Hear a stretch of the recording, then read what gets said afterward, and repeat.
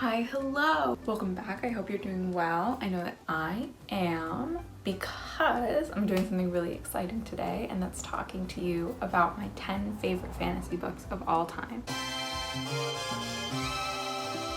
But without further ado, let's jump in. So coming in at number 10 is the Nikolai Duology by Leigh Bardugo. This came out pretty recently. This is the third and right now the final installment of the Grishaverse. It follows King Nikolai after the events of both the original Grisha trilogy and then Six of Crows. And it's fun, it's a romp, there's like a cute romance at the center. I enjoyed it. I know that following Six of Crows, like it just is like not as good in my opinion. I didn't think it was as fun and the plot wasn't as strong. It was much more of a character study, and you really have to love these characters in order to enjoy it. So if you're a big fan of the previous Grisha books, or if you watched the Shadow and Bone show and you like are dying to have more, then I'd suggest like read the other books in the Grishaverse and then like these as well, because they're fun and you're with characters that you know at this point and that you like. So I think it's fun. It's a pretty like low stakes read, just like a good time. Next on the list is A Discovery of Witches.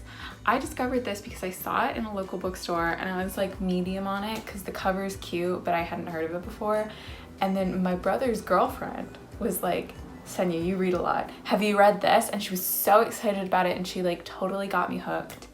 And I knew that I had to go back and pick it up. And it was really fun. It's an adult romance. It follows a professor at Oxford who is a witch. She runs into this vampire and like they have this kind of, it's like a mild enemies to lovers where like they don't like each other, they don't trust each other, but they have to work together, and then they set their differences aside and have this wonderful romance, and it's really so much fun. They have an interesting romance because he's like a vampire who's really old, unlike Edward in Twilight who's like 100 years old. This guy's like thousands of years old. So like the age difference is a little interesting, but it's really fun on the whole. And I got to live my like vicarious Oxford dreams and like French castle dreams. And so if you're not a big fantasy reader and you're looking for something that you can just read one and done, I didn't continue on with the series, but I really enjoyed just reading the first one. Next, at place number 8, we have the Six of Crows duology. This is one of the first fantasy things that I read when I was getting back into reading a couple years ago, and I hadn't read the original Grisha trilogy before.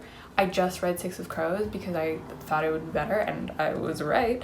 And I really enjoyed it. I think the plotting is really strong. You follow this group of 6 friends who form a ragtag group of thieves, and they go on the impossible heist. They're all like experts in their field and they're working together to complete their impossible task, and it's just really fun. It's a really great example of morally ambiguous characters in YA. However, I will say that these characters, like they're supposed to be 16, 17. Ma'am, what were you doing when you were 16? I was like freaking out about where I was gonna go to college. Like I was not an expertly trained acrobat who could kill people with knives. Like that was not the level of skill or maturity that I had at 16. And the general consensus seems to be that the characters are aged down quite a bit, that like the level of maturity is much more of that of someone like in their like mid-20s, but the teenage thing sells better. So yeah, you have adult characters in a very YA world, which makes sense because this is Leigh Bardugo's second installment in the series, and the first series is very much YA. And so it makes sense that if it was going to be in this same magical world, that it would also be marketed as a YA book. But like just for context, I would not recommend this for younger readers. It does touch on darker things like prostitution and murder. It's just something that I like to be careful about when recommending it. Coming in at place number 7 is The Watchmaker of Filigree Street. I picked this up last week and absolutely loved it. I usually like reading shorter books like this in a day or two, but I decided to savor it because it's so beautiful and atmospheric. It follows Nathaniel. He's a government clerk and his life isn't really going anywhere until he meets the watchmaker of Filigree Street, and their worlds collide, and the magic system is really interesting. It definitely takes the backseat until the very end where there's like a more action-filled climax, which was fun because I was worried that it was just going to be a really character heavy story, but there's like a pretty decent plot at the end that relies well on the magic system that I thought was really well executed, and you have just these really lovely characters, and the descriptions are all really beautiful, and it's a world that I really enjoyed spending time in. I'm very partial to historical fiction set in Victorian England, so it's very much my niche, but if that sounds like something that you enjoy, would strongly recommend. Coming in at place number 6 is The Night Circus by Erin Morgenstern, of course. You have these two main characters who have the gift of magic in a world that doesn't believe in magic, and they work at this beautiful circus that appears out of nowhere in the middle of the night, and it's wonderful and whimsical, and it has die-hard fans that follow it across the world as it disappears and reappears in other places, and none of them know that it's powered by real magic, but these two magicians, they're keeping the circus alive, and they're also embroiled in a magical competition that they don't know about, and so it follows the story of them building this circus, but then also understanding the competition that they're taking part of, that they've been taking part of since childhood.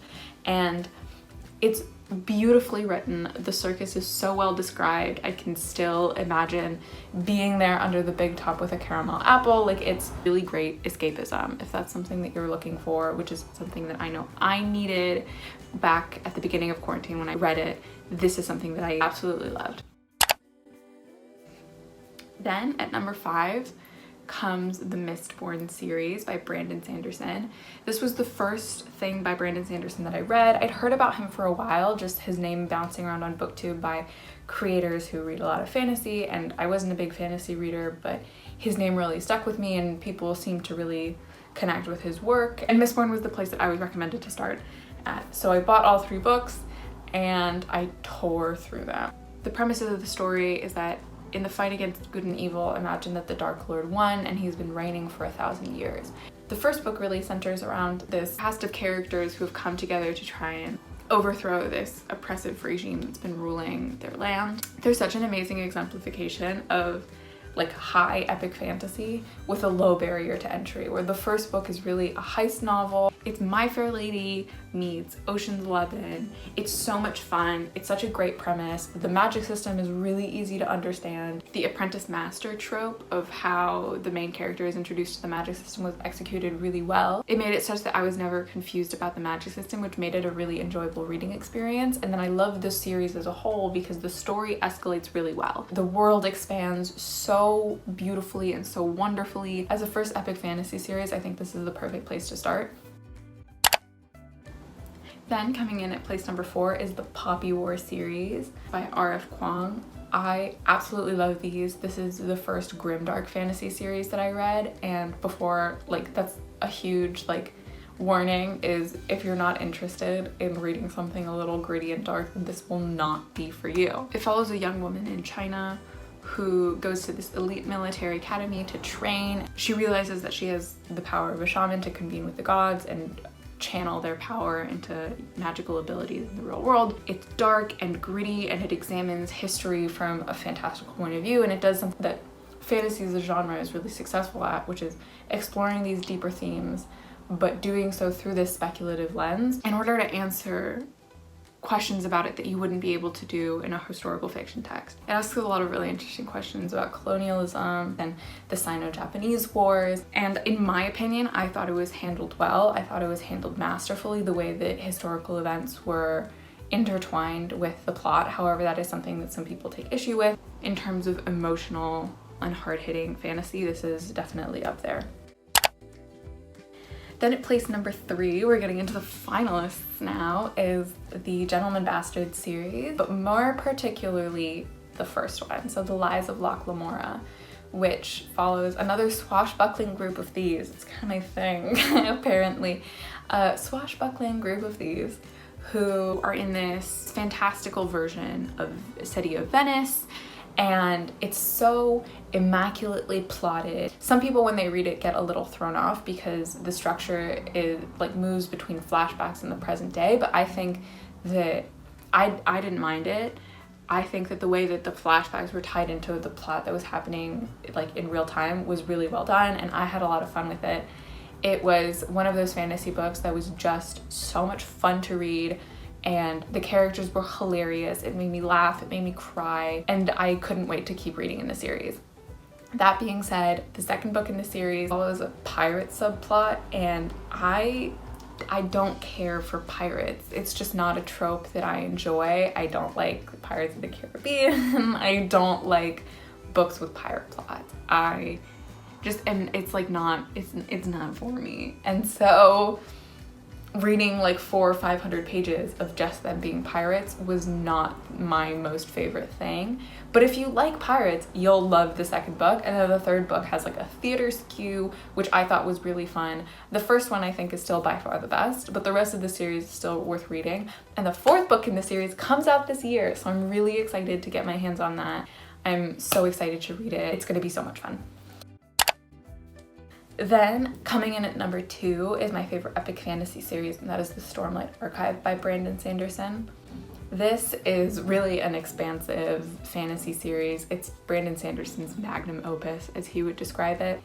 It comes in these large tomes, 1,000-page long books with novellas in between, and it's quite an undertaking to read, but I think it's so worth it. My favorite book of last year was Words of Radiance. It's so wonderfully done.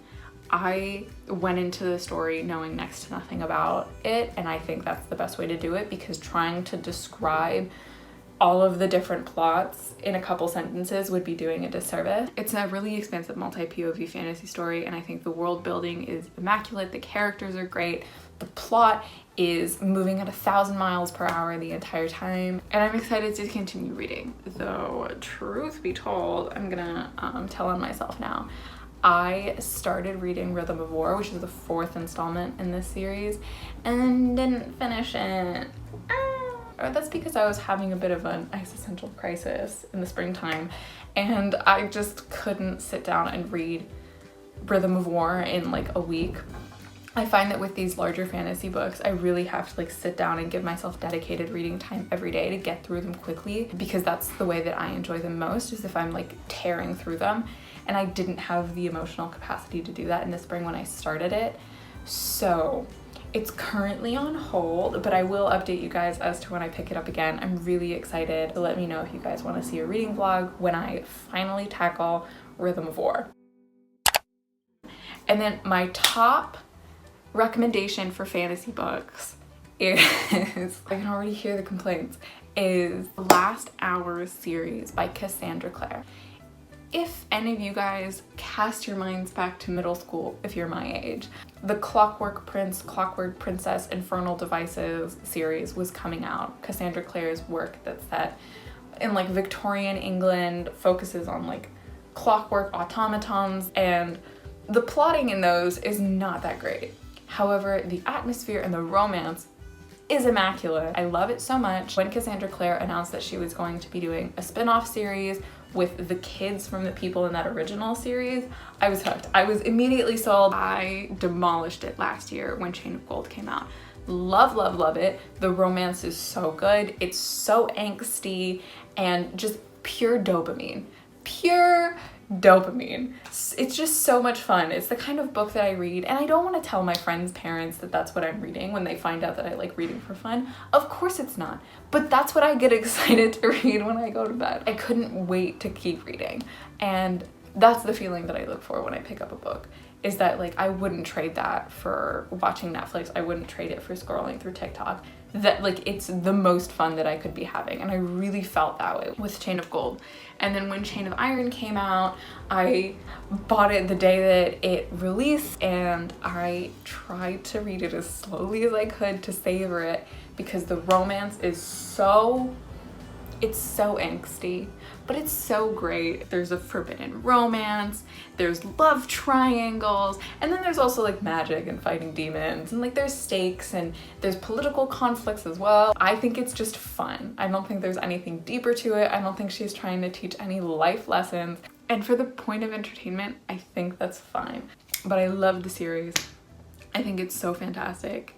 And if there's any fantasy series that I would get someone to read, I would tell them to read some Cassandra Clare. I would say read the Infernal Devices series and then read this one. It's so much fun. I've gotten my boyfriend to read it, my boyfriend's little sister, my best friend, my best friend's brother. We're all on the Cassandra Clare team, and we're all just having pure serotonin rushes all the time. And so if that's what you're looking for, that's my biggest recommendation.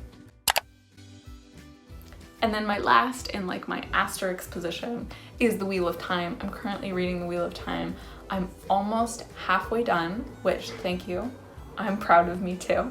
I am currently in the middle of book 6 out of 14. I really love it. I think it's a lot of fun as someone who's like more of an experienced fantasy reader who's more used to the genre, and I'm not as intimidated by reading 14,000 page books in a row. I really enjoy it. However, I will save my final judgment until I finish the series. If you guys want to keep up with me as I finish The Wheel of Time, I can post Wheel of Time specific content as well if that's something that you're interested in. But yeah, that's my like big project at the moment, is climbing the mountain.